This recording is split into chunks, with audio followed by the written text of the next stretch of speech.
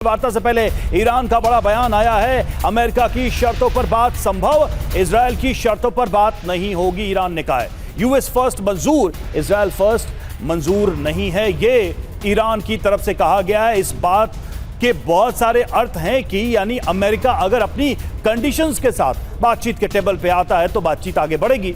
अगर उसमें इजरायली हितों को शामिल किया जाता है तो मामला बिगड़ सकता है। इजरायल की कंडीशंस पे बात नहीं, अमेरिका की शर्तों या अमेरिका की कंडीशंस पर होगी बात।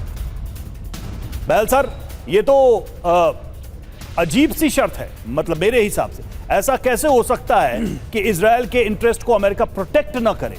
मतलब इस पूरे वॉर में अगर कोई पार्टनर है, इसको बिल्कुल वैसे क्यों नहीं देखें कि अगर हिजबुल्लाह को बचाना ईरान की प्राथमिकता इतनी है कि बातचीत से पहले उसको शर्त में रखे, तो इजरायल क्यों नहीं होगी प्राथमिकता अमेरिका की? इजरायल के हित क्यों नहीं होंगे अमेरिका की प्राथमिकता? देखिए, जब से ये युद्ध शुरू हुआ है तब से इजरायली एक ऐसा फैक्टर रहा है जिसने एस्केलेट किया है हर स्थान पे।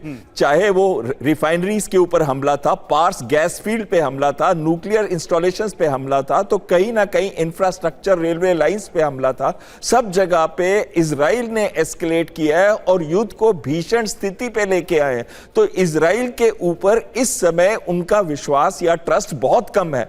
दूसरी चीज है यहाँ पर्सनल इंटरेस्ट जो नेतन्याहू का आ जाता है कि इजरायली लोग चाहे ना चाहे युद्ध का, लेकिन नेतन्याहू चाहते हैं क्योंकि उनका करप्शन केस अभी शुरू होने वाला है।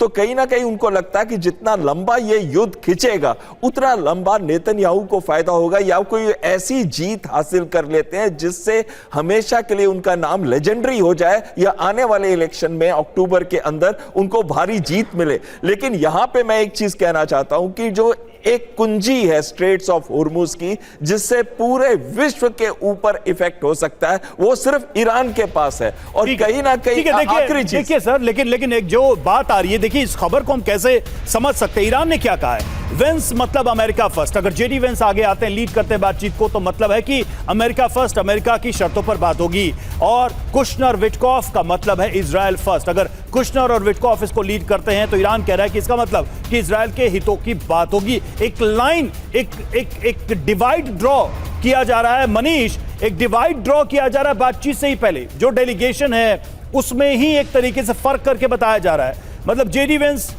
अमेरिका के हितों की बात करेंगे, कुशनर विटकॉफ इजरायल के हितों की बात करेंगे, तो कुशनर विटकॉफ से बातचीत नहीं करेंगे, यही कह रहा है ना ईरान?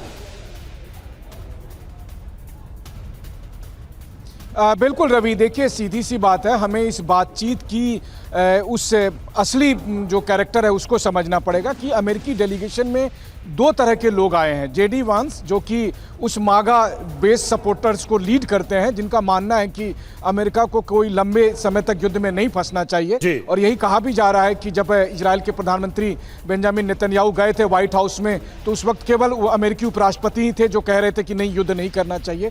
लेकिन ट्रंप ने उनकी नहीं सुनी और युद्ध शुरू कर दिया। तो अब ट्रंप ने उसको आगे बढ़ा दिया कि ठीक है, तुम ही ईरान को समझा के आ जाओ। अब अगर जेडी वांस की बात को ईरान मान लेता है तो ठीक है, नहीं तो जेरेड कुशनर और स्टीव विटकॉफ हैं ही। देखिए, जेरेड कुशनर ट्रंप के दामाद हैं, यहूदी हैं, उनका मिडिल ईस्ट में काफ़ी बिजनेस इंटरेस्ट है। स्टीव विटकॉफ तो कोई बात ही नहीं है, बिजनेसमैन है, इजरायल के साथ उनका करीबी नाता है। कुल मिलाकर इस्लामाबाद की बातचीत में इजरायल ना होकर भी वहाँ पर मौजूद है, एक एक चीज़ को देख रहा है, एक एक टर्म्स डिक्टेट कर रहा है कुशनर और स्टीव विटकॉफ के रूप में।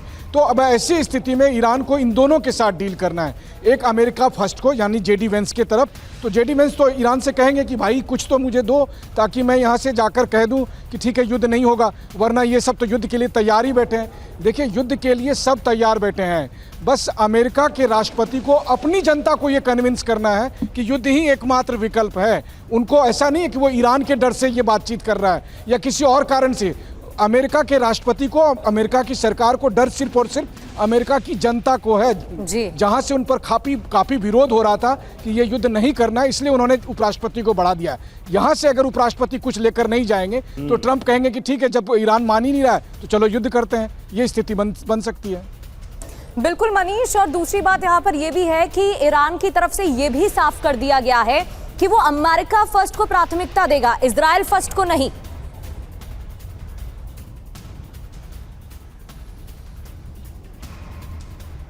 मनीष, बिल्कुल सही कहा आपने। देखिए, सीधी सी बात है कि सीधी सी बात है कि इसका मैसेज दे रहा है। ईरान के जो सबसे सीनियर वाइस प्रेसिडेंट हैं, उन्होंने ये मैसेज दिया है कि हमारा मकसद है अमेरिका फर्स्ट, यानी अमेरिका के हितों की बात करना। और आप और हम सब जानते हैं कि अमेरिका फर्स्ट के तहत मागा सपोर्टर्स क्या कहते थे।